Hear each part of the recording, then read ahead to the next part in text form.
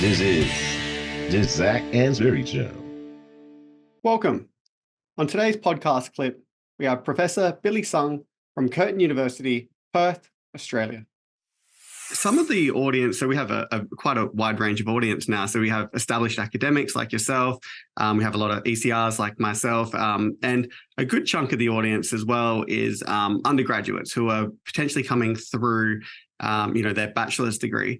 And they're thinking to themselves, like, how am I going to get my first job, entering industry or continue with research? What would your advice be to these people who are probably at that point, 21, 22 years of their age? What would your advice be for them? I would say, so as Zach, I am quite an industry-orientated academic. So we do quite a bit of work in industry. If an undergrad asks me what will be the tips, is attitude and aptitude. So that's generally the most essential trait that an industry person will look into when in an interview. Attitude and aptitude. Not just, obviously you have the skills, right? But let's be honest, right? Do you really not need a training on the job? They would definitely train you on the job. If you go into an agency, if you go to client side, if you go to the even a marketing coordinator role, there is certain process and things and approaches on how they market and how they do marketing that they need to train you on. So that's a given. But attitude and aptitude is a totally different thing. So attitude and aptitude give you kind of that precursor of you can actually learn. You're willing to learn. And I think one thing that I will always tell undergraduate students to do is get as much industry experience as you could. Internship, either unpaid internship, paid internship, even, just running it for your friends, right? Like running a Google ad, running a Facebook ad, running an Instagram ad campaign, and see how it goes, right? Well, there's no Instagram ad because it's under Facebook. But running these type of things and going, okay, how does it work, right? And have that practical industry experience. Like casting my mind back, I don't teach undergraduate, but I teach the postgraduates. But most of my very successful graduates, one of which I won't mention her name, but she graduated, I think, 4 years ago. She is now the head of strategy.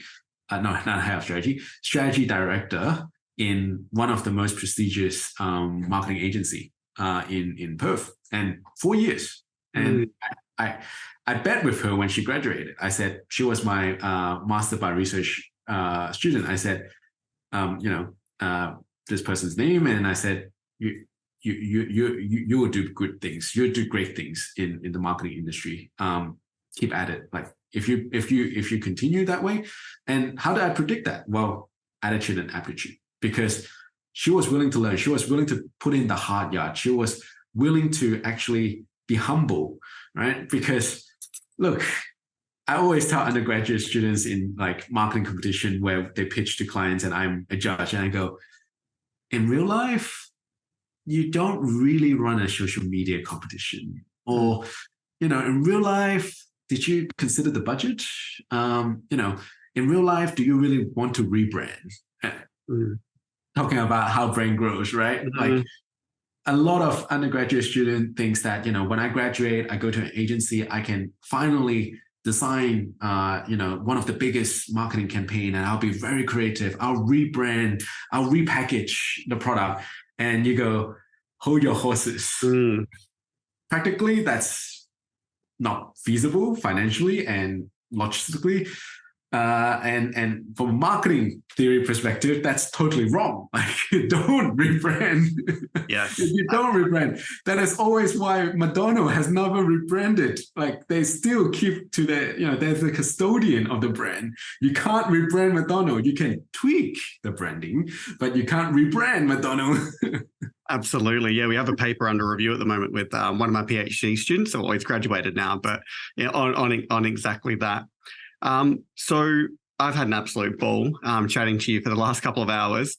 One thing that I usually try to end on, because I think it's quite a nice thing to do, and I learned exceptionally large amounts from this last part, which is, do you have like a last piece of advice that you would have for our listeners? Maybe it could be a favorite quote of yours, something you live by, a philosophy, or maybe some advice someone had given you. Is there anything you kind of want to leave us on that you would like to share? Oh, you put me on the spot here. Did I? Yeah. Would it be something more so personally, like life-wise or career-wise or marketing-wise? Could be career, either way.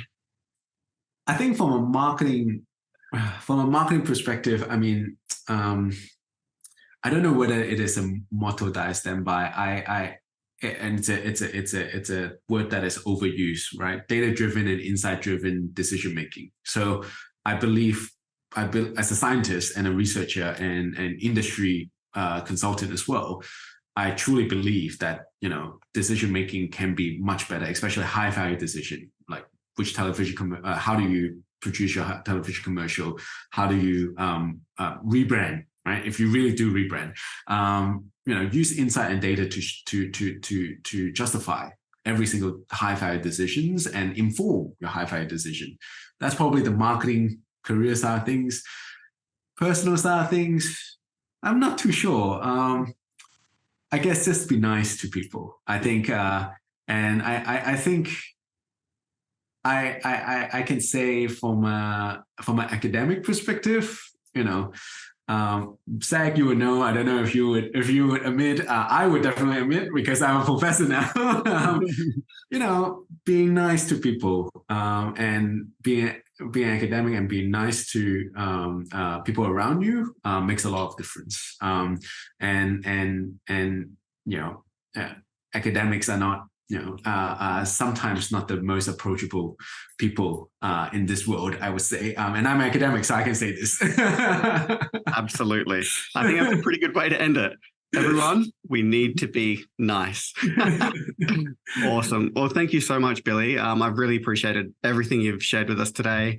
I've learned a hell of a lot, as I'm sure everyone else has. But yeah, thank you so much for spending your time with us. Thank you, Zac. It was very enjoyable and really appreciate the opportunity to be on your platform. Perfect. Thank you. Hey guys, it's Zac Anesbury here with just a couple of quick reminders. If you've enjoyed today's podcast, then make sure you subscribe so you never miss an episode. There are plenty more interviews to come with some of the world's leading marketing academics and practitioners. You do not want to miss these. In the meantime, if you're looking for another way to connect, then follow me on Twitter at Zac Anesbury. That is ZACANESBURY for my take on the marketing issues of the day. That was the Zac Anesbury Show.